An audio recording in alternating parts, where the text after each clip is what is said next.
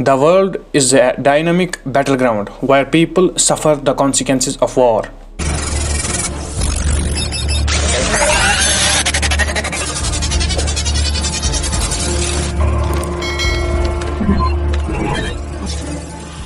It was 24th of February 2024 when Vladimir Putin finally decided to colonize Ukraine before NATO could expand.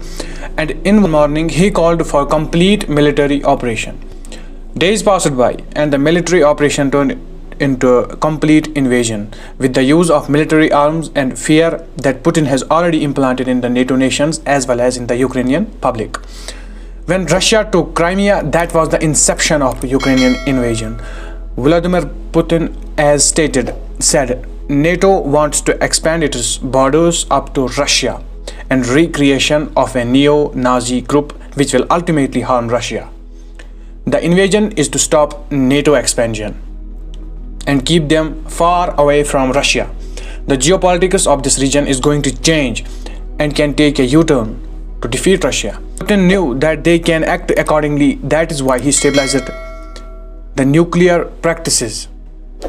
The war has already started and it has been at least a month since a Russian intervention in Ukraine. NATO has said, we do not want war, but we are ready for it. What does that mean? They won't surrender Ukraine to Russia. NATO is a puppet boy of Zionists, and Zelensky, the ruler of Ukraine, is a Jewish man. Israeli intelligence is not going to stop without hurting Russia back.